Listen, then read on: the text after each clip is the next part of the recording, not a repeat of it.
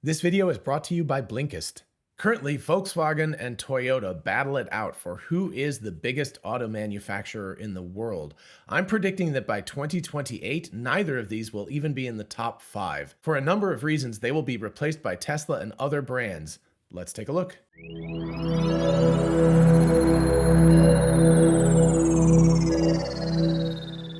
Hey y'all, it's Dr. Know-It-All. First of all, I want to make a little sidelong look at a tweet that Elon Musk put out last night.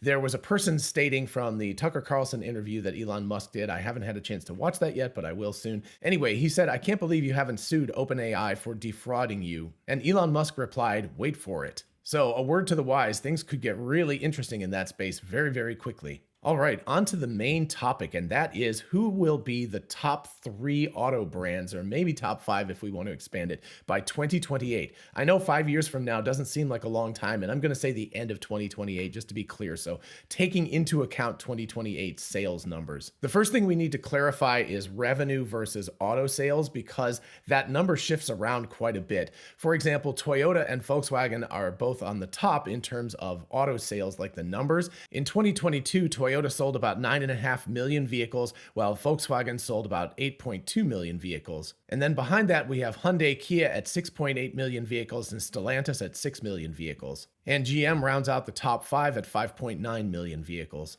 And just to set the bar here, Tesla rounds out the top 15 at 1.37 million vehicles. But when it comes to revenue, things get shifted around. Toyota and Volkswagen are still number 1 and 2, but then Stellantis moves up into number 3, Ford goes into number 4, General Motors is number 6. So things get shifted around. You can see, for example, that even though Hyundai Kia sells a lot of vehicles, they're not in that top list of revenue generators because they make a very small amount per vehicle sold. So of course we could be looking at either metric. What I'm going to focus on is just flat out number of cars sold in 2028. So who will be the top couple of vehicle manufacturers in 2028? Not Toyota and not Volkswagen for sure. So why am I so confident that they won't be the number 1 and 2 vehicle manufacturers? And again, they switch back and forth, year by year. But anyway, why am I convinced that they're going to drop right out of the top 3 or top 5 vehicle manufacturers in just 5 years? The first and most obvious for anybody who's been watching this channel is that they're selling mostly gas or internal combustion engine vehicles,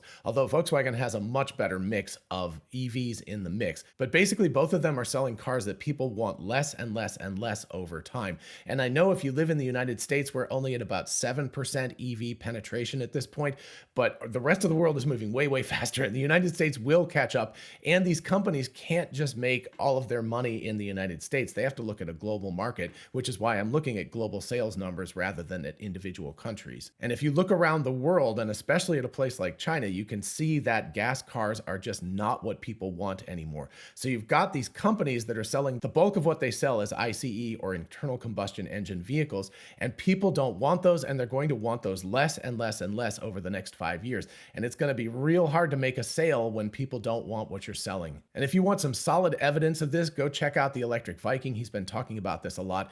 There are hundreds of thousands of internal combustion engine vehicles sitting on parking lots being dumped for practically nothing in China, because China in July is putting in place very strict regulations which basically will make these cars not illegal, but the penalty of purchasing them after July will be so high that nobody's going to want to buy them. So they're just trying to dump these cars off right now. And those are the cars that they're making for the future. So they can't even sell the ones that they have on the market right now, much less after July when they're basically prohibited in the country. And of course, China is the world's largest car market, and it's where most companies make most of their profits. So if you can't sell the cars in China, you're not going to be making profits. Doesn't matter if you're selling elsewhere, if you're doing it at razor thin margins, or even potentially taking small losses on the vehicles in other markets. The place where they make up the bulk of that is in China, and now these cars are not popular. So this is not a future thing. This is happening literally right now. The second piece of this puzzle is all these legacy auto manufacturers are saddled with massive debt to the tune of tens to hundreds of billions of dollars. And that amount of debt is going to be very, very difficult to maintain. And I say hint, hint to the United States and many other governments as well, because, geez, we're talking about governments that are saddled with massive amounts of debt. But basically what happens is when you have a lot of debt, you have to pay to maintain that debt first. I'm sure anybody who's run up a credit card bill and had those ridiculous 28 or 30% interest charges, and you pay $200 and you look and you're paying like $3 off the principal and everything else is going to interest. It's not that outrageous for these car companies, but it is in that line. These car companies are looking at paying off a big portion of the revenue that they generate is just paying off interest on these large debts. And that saddles you. It makes it very, very difficult to be agile and to make changes and to invest in the future. And speaking of the future, let's look at Legacy Auto's attempt to transition to EVs. But first, a word from Blinkist. If you're like me, there are not nearly enough hours in the day to read everything that you want to read. Well, I've got an awesome solution for you, Blinkist. Blinkist lets you understand the most important things from over 5,500 nonfiction books and podcasts in just 15 to 20 minutes. For me, I can get the key takeaways to any one of these books in less time than it takes for me to walk my dogs. The amazing thing to me is how well organized and sticky each of these blinks is. As you read or listen, because you can either read or listen to them, which is awesome, you hear the most important points put in a way that's really, really easy to remember and to hold on to. And that makes them an excellent complement to books where sometimes the amount of words in a book just makes it difficult to remember all of the key points. With Blinkist, you remember the key points because you're given all of those in a very clear, concise manner. Right now, I'm reading Human Compatible by Stuart Russell, which is an awesome piece about the amazing potential but also the dangers of AI. And if you've been paying attention at all recently, you know that is a huge and important topic. And you can get the most important points of the book in a 20-minute blink. And for those who love to share, Blinkist also has a Spaces feature so that you can share with others. And even cooler, they now have Blinkist Connect, which allows one Blinkist Premium account to be shared by two people. I shared mine with Scott Walter because, of course, I thought that he and I could talk about a bunch of the blinks that we're both reading right now. And this feature is even cooler than I expected it to be because not only am I reading things and sharing them with Scott, but as Scott reads something, he can share it with me so I can get a blink that I didn't even know about. So this is a fantastic new feature you can share with a spouse, a family member, or a friend. Even better, if you use my URL, which is blinkist.com/Dr. Know-It-All, you can get 25% off Blinkist Premium and you get to share it with someone. So that's 2 accounts for the price of 1. So be sure to start your 7-day trial by clicking the link in the description, and thanks to Blinkist for sponsoring this video. So what about that transition to EVs? You can hear companies talking about it. They're like, we're transitioning, we're doing all of this stuff, we're doing all of this stuff. But if you look at Toyota in particular, they've got almost no EVs on the market. They have one model and they're only selling a little bit of it, and nobody even really wants it, which is crazy because people want EVs. Simultaneously, you can see Volkswagen, which is the second largest auto manufacturer in the world. They're selling a number of EVs, but nobody wants them, particularly again in China, which is not only the world's largest auto market, but also the most progressive. And people don't want the ID3, the ID4, I think the ID5 is coming out rather soon. Anyway, it's saddled with old software. It's a heavy car. It doesn't get good range. You know, Chinese consumers, like anywhere in the world, are relatively intelligent consumers, and they want the latest and greatest, and they don't want a Volkswagen. They just don't want their EVs because they're not compelling enough. And then finally, let's talk interest rates. Interest rates and the recession that's going on globally right now are depressing the auto market substantially, and the housing market as well. In fact, I predict the Fed in the United States is going to make a radical rethink about the whole interest rate thing really, really soon, because what they're going to see is the housing market and the auto market are just going to collapse, and in fact already are. They just, for whatever reason, don't notice this. It seems obvious to anybody observing this from the outside. But if those two giant industries collapse, you're looking at a gigantic hole in the economy, and that's going to cause us to go into a depression, not just a recession. So I don't know what the Fed is thinking. I predict that they are going to radically reduce the interest rates, within 6 to 12 months, but that it might be too late by the time they do. But anyway, in the meantime, how much does it cost to purchase a vehicle? We just purchased a Model 3, and we took out a smaller loan than the one that we took out for our Model Y a few years ago, but the interest rate is over double what we paid in 2020 for our Model Y. So we're actually paying $50 a month more to pay off the Model 3 than we are for the Model Y, even though the loan is smaller. So you tell me if the interest rates don't make any difference. And of course, at the same time, auto prices have really, really risen and stayed very, very high. So you're looking at people having to spend in the United States, for example, over $1,000 a month on an auto loan. That's kind of crazy. That's mortgage level payments, right? That's a kind of insane thing that really will depress the market. People can't afford to do that. They can't afford the monthly payments. So you're looking at a really big trifecta here. You're looking at legacy auto being saddled with debt and not being able to make the transition to EVs fast enough.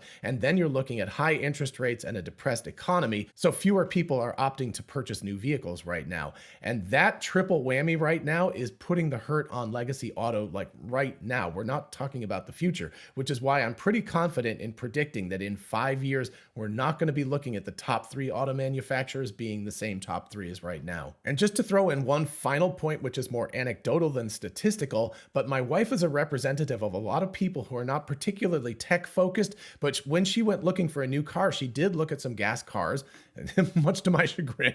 But anyway, she went and looked, test drove them around, tried them out, and she was like, these cars suck. She's like, I want an electric vehicle. So once people get into a good, compelling electric vehicle, they're not going back to gas. So, that 7% or 20% in Europe or like 33%, I mean, it's close to a third in China right now. But once that group of people purchases an EV, they're not going back to a gas car. So it's a one and done sort of situation. So every one of those consumers, or most of them, okay, I know there's going to be some random people, but anyway, if you say that 90% of the people who purchase an EV are not going back, that means that every time that market share gets reduced in terms of the number of consumers who wish to purchase a gas car, that's a smaller market. It's a smaller pie that you've got to sell into, which means, of course, that that's just going to compound on top of everything else and reduce the number of gas cars that are being sold every year. All right, so now on to the very speculative part of this episode. Who are going to be the top 3 auto manufacturers in 2028? Not EV manufacturers, auto manufacturers. I'm fairly confident in saying that Tesla is going to be number 1. And you might say, wait a second, their cars are way too expensive. They don't have any mass market vehicles, and on and on and on. I reject that for 2 reasons. Number 1 is that the Model 3 and now the Model Y are actually cheaper than the average vehicle in the United States, and that is true for many other countries as well. Although certainly in China, it's still much more of a luxury brand because they have a lot more very, very inexpensive vehicles. But second, and more importantly, within about 2 years, their Model 2, mass market vehicle, whatever they're going to call this stupid thing, is going to be manufactured by the millions in Mexico and Berlin and Shanghai and potentially another place as well. And so if Tesla can ramp to close to 4 million of those Model 2 vehicles, plus around 2 million Model 3 and Model Y, plus let's say a 500,000 Cybertruck / Model S, Model X, etc., you're looking at 6.5 to 7 million vehicles that Tesla will be selling in 2028. And that just so happens to be about the number of vehicles that Hyundai Kia is selling right now. Now, of course, Tesla could scale more aggressively than this, and I expect they actually will. So they could be closer to 8 to 10 million by 2028. But I'm being very conservative. I'm just talking about the numbers that Tesla has already specified for all of these factories and not even including a new factory. So even with that, they would be in 3rd place according to today's statistics. But at the same time, Toyota, Volkswagen, and most other legacy auto manufacturers are going to fall out of the sky. So they're not going to be selling anywhere close to 8 to 10 million vehicles per year. They're going to be selling, they're probably going to be bankrupt, honestly. I'm thinking that GM and Toyota and most of the Japanese auto brands are going to be bankrupt and probably bailed out by the governments of their respective countries already at this point. As soon as maybe 2025. It's going to happen fast. It's happening radically faster than people think. So anyway, they're going to be collapsing. I don't know, Volkswagen maybe. When Herbert Diess was in charge, I was like, oh yeah, they'll probably make the transition to EVs. But now I'm pretty convinced that they're going to go bankrupt as well. So we're looking at a bunch of major industries in all of these countries. And in Japan in particular, this is tragic because it's a huge part of Japan's economy. And I see most of these companies going bankrupt within the next 3 to 4 years and could be as soon as maybe 2 years from now. So government bailouts or not, they are not going to be in the top 3 auto manufacturers. They're going to be way down the list if they're making anything anymore. So that leaves Tesla with 6 to 8 million vehicles, in my mind, in the number 1 pole position. Things get a little bit hazier after that, but I think that probably number 2 will be BYD. And again, BYD sells more cars than Tesla right now, but a lot of those are internal combustion engine vehicles, but they're also making a very rapid transition to EVs. But they're also not selling outside of China very well. So it's a big mix, and it becomes very complicated to see what BYD's future exactly will be. But they're going to be in the top 5 at the very least, and I think that they'll be number 2. For number 3, it's possible Hyundai Kia might keep its spot and continue to sell somewhere in the 5 to 6 million vehicle range.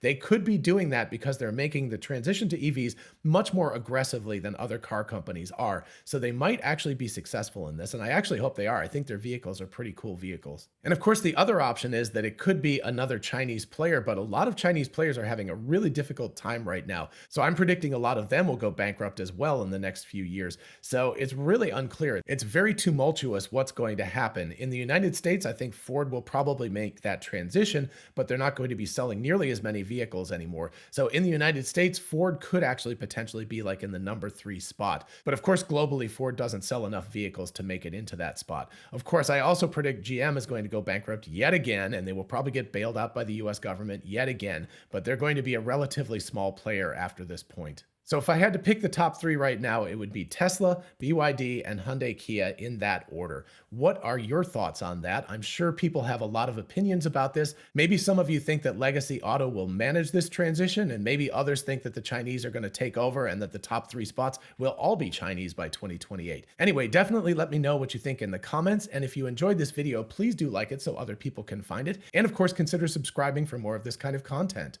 As always, a huge shout out to my patrons on Patreon and my YouTube channel members. Thank you all so much for your support. And if you want to join the team, just check out the link in the description. And if you're interested in a whole bunch of really cool merch, check out our merch store. Link is in the description. We have TeslaBot t-shirts, the Tesla meme t-shirt, Success is a Possible Outcome, 4680 battery cells. All of that stuff is on t-shirts, mugs, tumblers, and on. So check it out. And finally, thank you once again to Blinkist. Don't forget to click my link in the description and save 25% on your premium subscription. In the meantime, I'll see you in the next one.